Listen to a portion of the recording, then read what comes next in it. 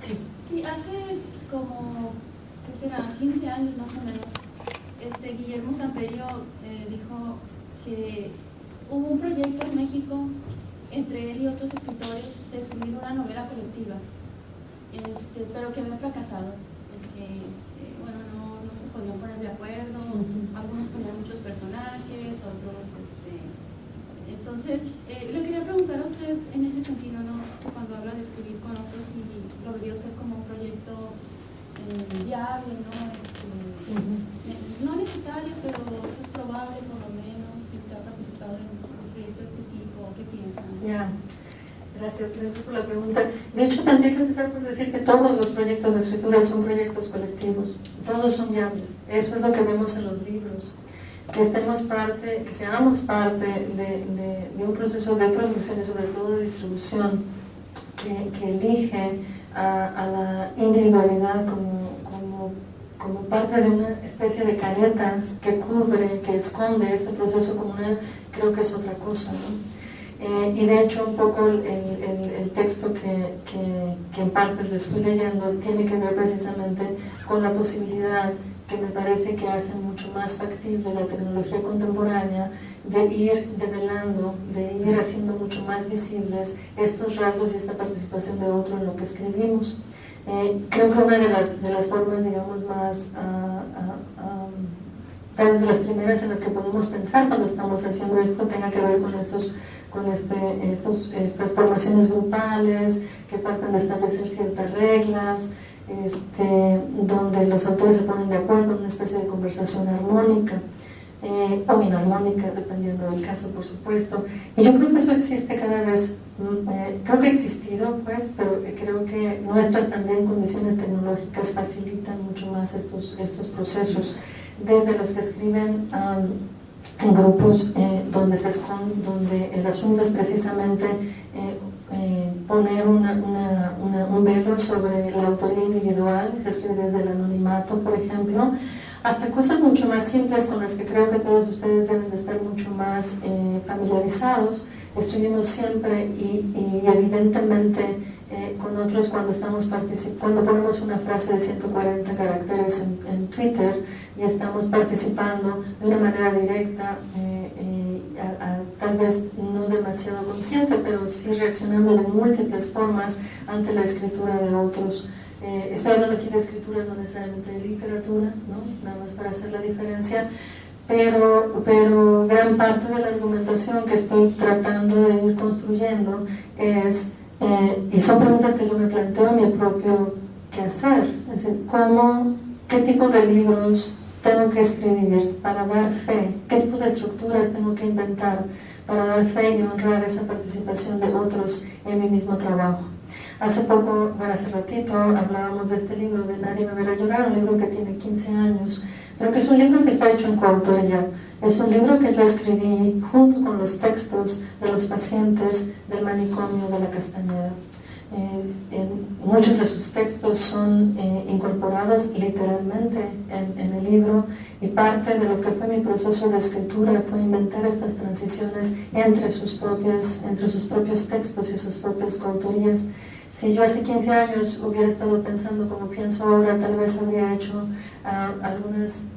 habría llevado a cabo algún tipo de estrategias un poco más radical para dejar en claro este proceso de coautoría, pero también estoy segura que si no hubiera escrito ese libro no estaría yo pensando lo que estoy pensando ahora, porque gran parte del reto ético de escribir ese libro y de escribir los libros que después fui produciendo es que hay este texto que está siendo originado en otro espacio, en otra época, por otros, y es un texto que me fascina, con el que estoy tratando de encontrar y producir conexiones textuales.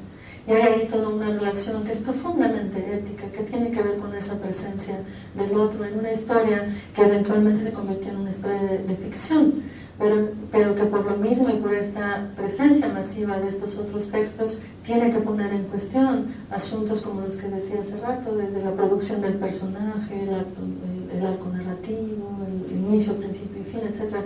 Cosas que muchas veces damos por sentadas como si fueran valores universales de la producción, de la ficción, ¿no? de la producción novelística como tal.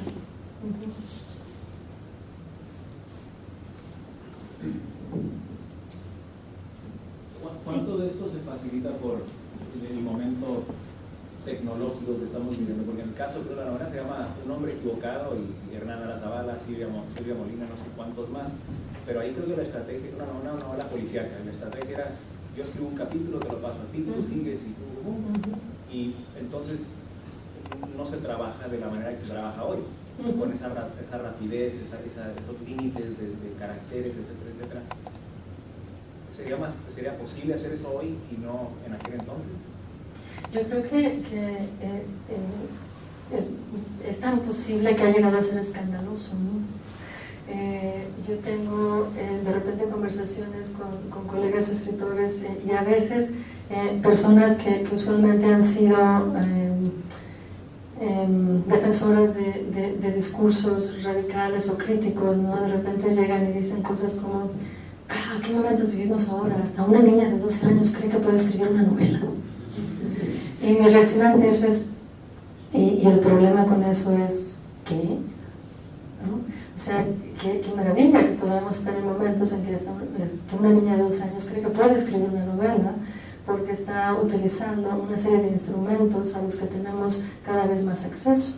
Yo creo que culturalmente lo que estamos tratando de decidir en esta multiplicidad de prácticas de escritura es con qué nos vamos a quedar, porque gran parte de la ansiedad es ¿qué es bueno de todo eso? ¿Cómo vamos a distinguir? ¿No?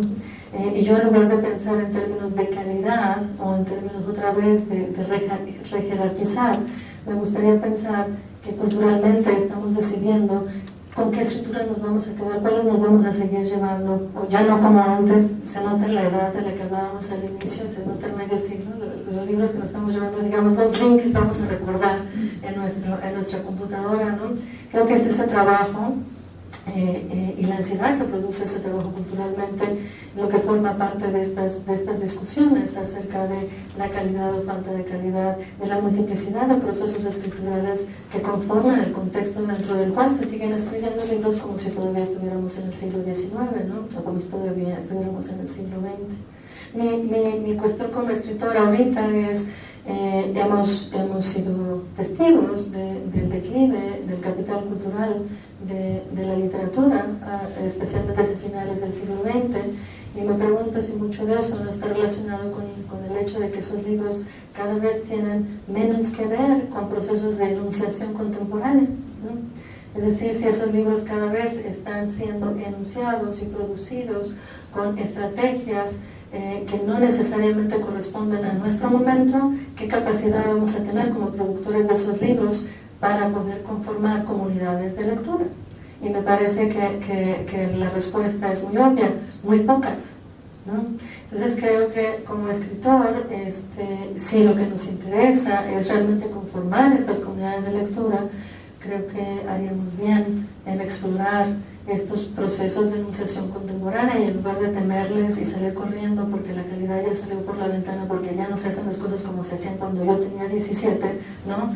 Que sería mejor investigar cómo se hacen ahora y vamos a sentar las bases para discutir y tener una discusión rigurosa, pero una discusión también muy contemporánea sobre qué se está haciendo y qué se está leyendo, porque se leen mucho.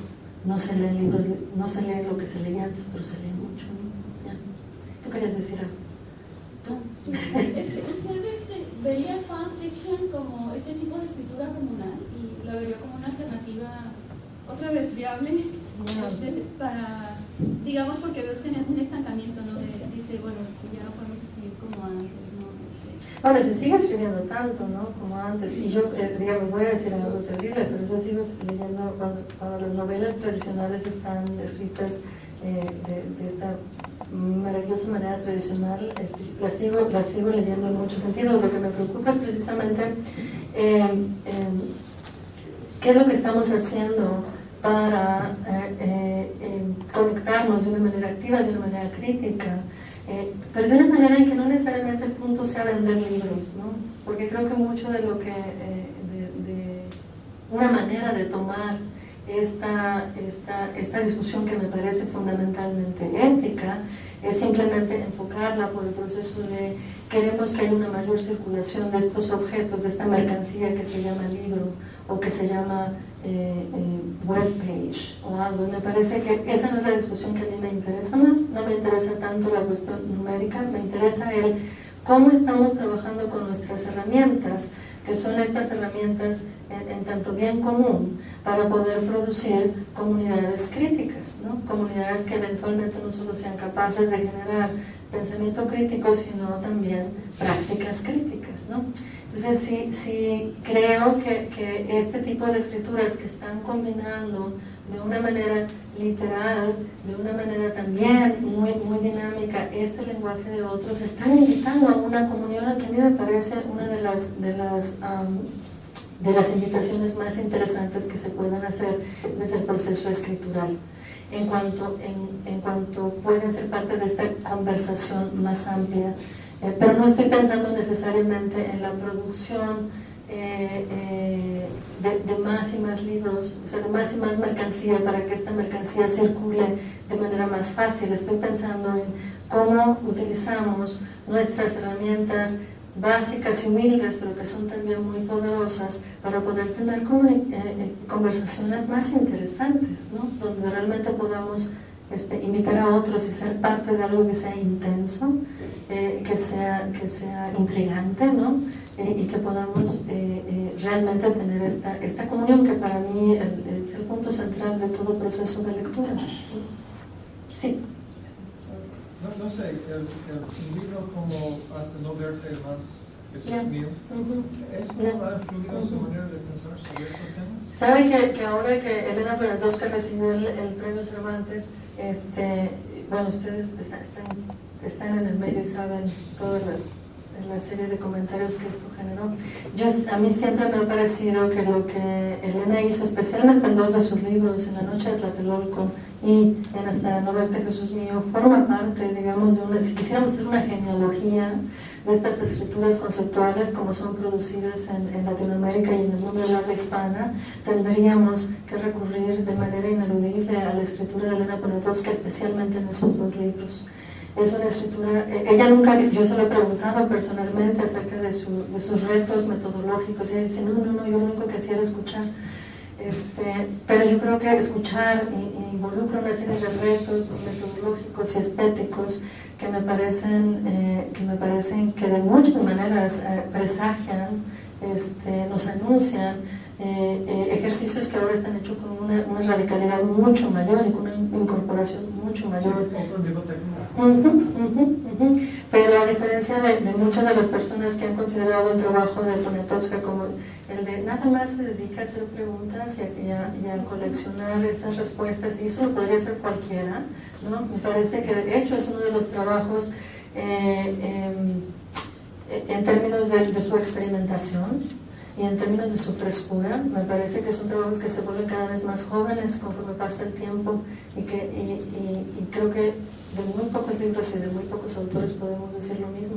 Y especialmente yo creo que esos 2 libros a mí me parece que es un muy buen ejemplo si quisiéramos hacer este tipo de genealogía. Entonces la pregunta que surge es, a la hora de la verdad, ¿qué es la importancia de un autor en este tipo de proyecto? Porque Jesús Apalancares, sin Elena Poniatowska, no existe. Y tal vez al contrario tampoco. Con la excepción de que hay muchos libros en que figura el nombre de Elena Poniatowska. Entonces, precisamente, ¿qué es el papel de estos escritores importantes que tienen la capacidad de organizar de manera descomunal sus materiales? Y pensando en el día de hoy, si hay autores que van a ser capaces, necesarios, para organizar los materiales que está hablando. A mí me intriga mucho pensar en por qué en un momento, digamos en los últimos 20 años, porque una serie de autores, tanto en el mundo de habla hispana como y hablo de Latinoamérica y de España, como en inglés,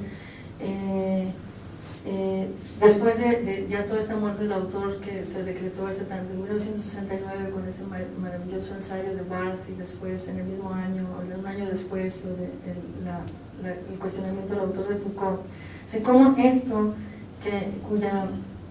cuya discusión está muy centrada en una discusión en tiempos y espacios específicos, se convierte en una preocupación tan contagiosa entre autores de muy distintas tradiciones literarias. O sea, ¿por qué podemos encontrar esta discusión, por ejemplo, en autores de este conceptualismo norteamericano, autores que simplemente dicen, ya no estamos escribiendo, hay una sobreproducción del lenguaje, lo que le toca hacer al autor ahora es curar esto, reorganizarlo, armarlo, ¿no?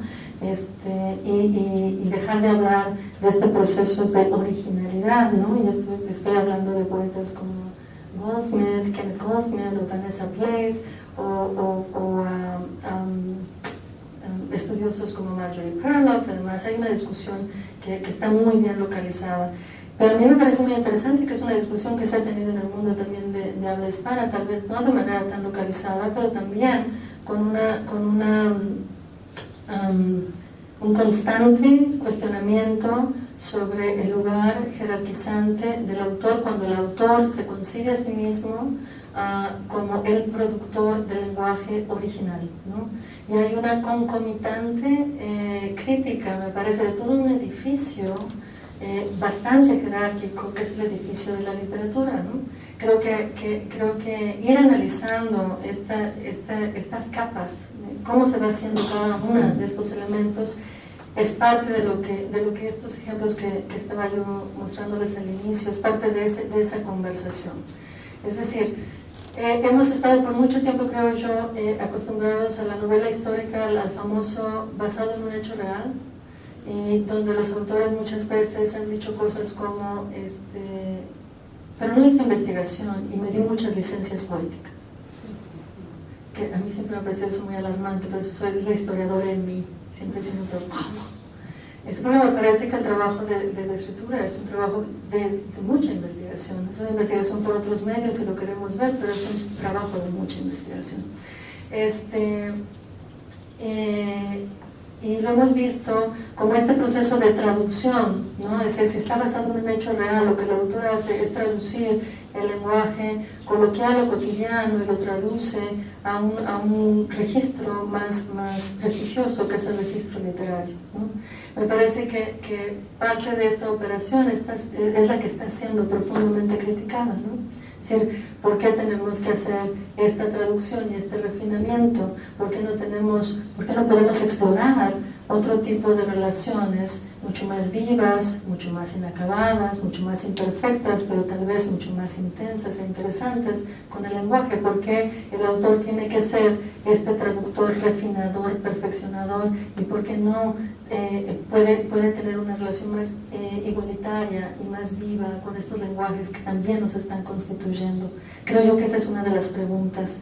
Es decir, la pregunta es igual, es decir, hay un autor cuya marca está en la misma selección del material y en la misma construcción de estas estructuras que yo les estaba mostrando, esto que es poesía contemporánea mexicana, pero está hecho, digamos, con otros medios, está hecho respetando el origen y el proceso de trabajo, que esa es mi mayor discusión, ¿no? En la producción de estos otros lenguajes en las comunidades donde estos se van generando.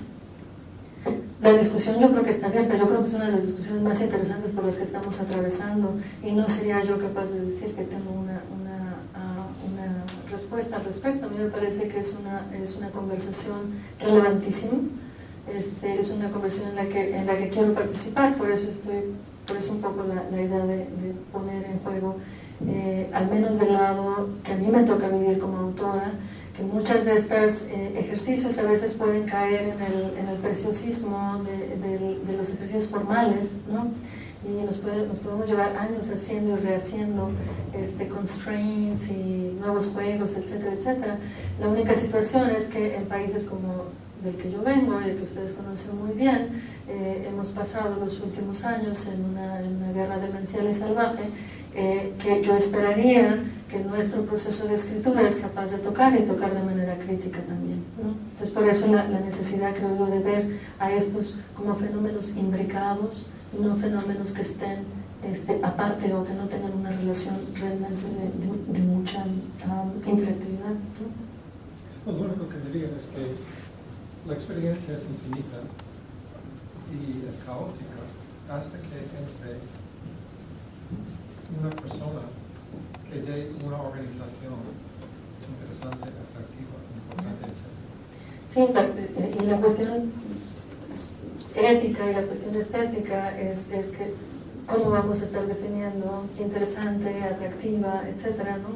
Cuando los participantes en estos mismos procesos pueden estar generando o pueden estar viniendo de nociones opuestas del mismo proceso. Creo que entretener esa conversación en todo caso y hacerla visible en el texto es lo que a mí me interesa, no tanto quién finalmente va a tener la razón, sino que esa interacción, que esa posibilidad de contestación forme parte de lo que es la experiencia de ir a un libro y leer, ¿no? Que es más allá de este consumo pasivo, como bien sabemos.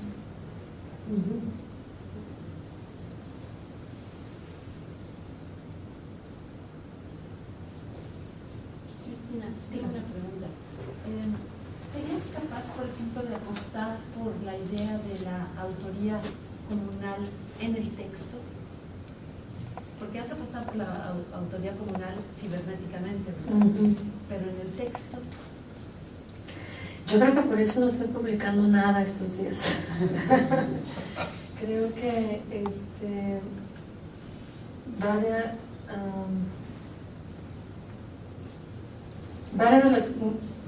muchos de los libros que he escrito finalmente son libros escritos con una idea muy plural de la autoría. Son libros en los que, como este del que hablábamos al inicio, de hace 15 años, están ahí las experiencias y los textos literales de los pacientes de este manicomio en México.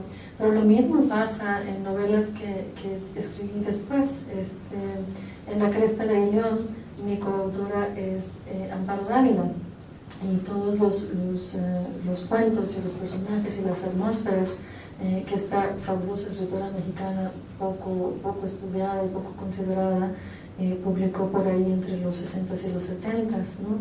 El otro libro que mencionabas, La muerte me da, es un libro escrito con el lenguaje, con citas, con las preocupaciones muy literalmente de la obra de Alejandro Pizarnik.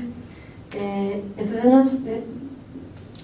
hace rato les decía, si yo hace 15 años hubiera estado pensando todo esto, tal vez habría llevado a cabo ejercicios mucho más radicales, pero a la vez, para no ver que todo pasado fue mejor o peor, a la vez lo que estoy viendo en mi mismo proceso de escritura es que esa ha sido la apuesta de muchos de mis libros. Ha sido por un proceso en el cual el autor no es esta figura que es el único eje de producción de significado dentro de un texto, sino que hay siempre una razón o una estructura más bien dialógica que forma parte de los ejercicios, y quién sabe si de producción de significado o de qué, pero como parte de la experiencia de la lectura del libro. Entonces, aun cuando son libros y son clasificados como novelas, yo tendría mis dudas al respecto, pero bueno, creo que la apuesta ha estado ahí. Creo que también se ve mucho más claramente en los libros que se denominan como de poesía, porque hay ahí mucho más de este trabajo de selección, de extracción, de tachamiento, etcétera, etcétera. Pero creo que es lo que hace,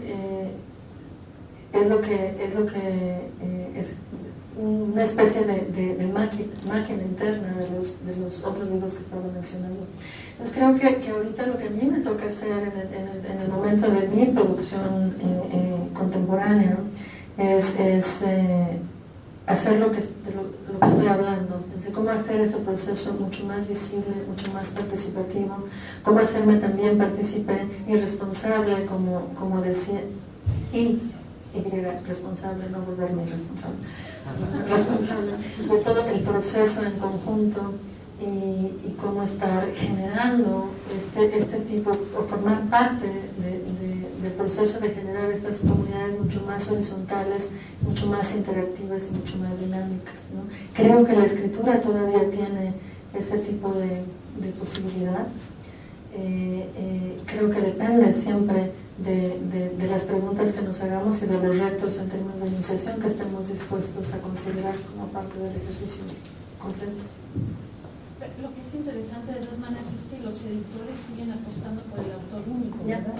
Por la muerte me da, no dice Cristina Rivera Garza / Amparo Dávila. No, y lo que yo he discutido muchísimo, yo doy clases ahora de creación, de escritura creativa, como te dicen, en la Universidad de San Diego, y eso ha sido parte de discusiones tremendas que tenemos en los talleres, ¿no? Dicen, no, pero siguen los nombres, ¿cómo le hacemos con el nombre? Y un poco creo que de las últimas discusiones que hemos tenido era que decía, bueno, finalmente yo no me incomoda tener que dar mi nombre porque yo tengo que dar la cara por lo que estoy haciendo, ¿no? Sin más en el sentido de la responsabilidad del proceso, más que o sea, el autor más como el que tiene que dar la cara por lo que está haciendo. Finalmente hay un proceso de selección que, por más no subjetivo que parezca, como quiera, lleva todas nuestras señas de participación dentro del proceso de producción, ¿no? Y en el sentido de tener que dar la cara por lo que uno hace, me parece que debe de estar ahí. Y creo que en todo caso tendríamos que cuestionar y tener unas conversaciones más amplias acerca de esto, de qué es nombrar, cuál es la función del nombre cuando aparece en la carátula, cuál es la función de la carátula. Podemos pensar en otro tipo de libros, podemos pensar en otro tipo de relaciones, y me parece que este es un buen momento para hacerlo. Me parece que hay gente que lo está haciendo de manera maravillosamente interesante. Les traje yo 3 ejemplos, pero creo que al menos, y de manera por demás sintomática, creo que es algo que se está haciendo con mucho mayor energía y con resultados mucho más concretos en lo que todavía denominamos como el campo de la poesía, que en el campo de la ficción, ¿no? Al contrario de lo que pasa con la poesía contemporánea, que me parece energética e interesante, muchas de las novelas que se hacen ahora siguen siendo bastante convencionales y bastante tradicionales, como si su único interés fuera circular más y circular con más velocidad, sin nunca cuestionar los instrumentos, las herramientas de las cuales está hecha, ¿no? Entonces, bueno, todo eso es parte de una discusión que a mí, en lugar de darme miedo o decir que estamos ante el fin de la civilización como lo conocemos, etcétera, etcétera, me parece que es un momento intenso, me parece que es una discusión interesantísima, me parece que replantearnos y plantearnos continuamente estas relaciones de la escritura con lo que no es escritura es una parte fundamental, debe ser una parte fundamental de toda la tarea de todo escritor, ¿no? Y me parece que construir la posibilidad de esta estructura que está continuamente fuera de sí misma, regresándose y yéndose, es mucho más interesante que la imagen de este genio atribulado en su torre de marfil apartado del mundo, ¿no? Que creo que socialmente hemos todos acordado que al menos es muy aburrido porque nadie está leyendo, se está leyendo mucho menos ese tipo de producción, ¿no?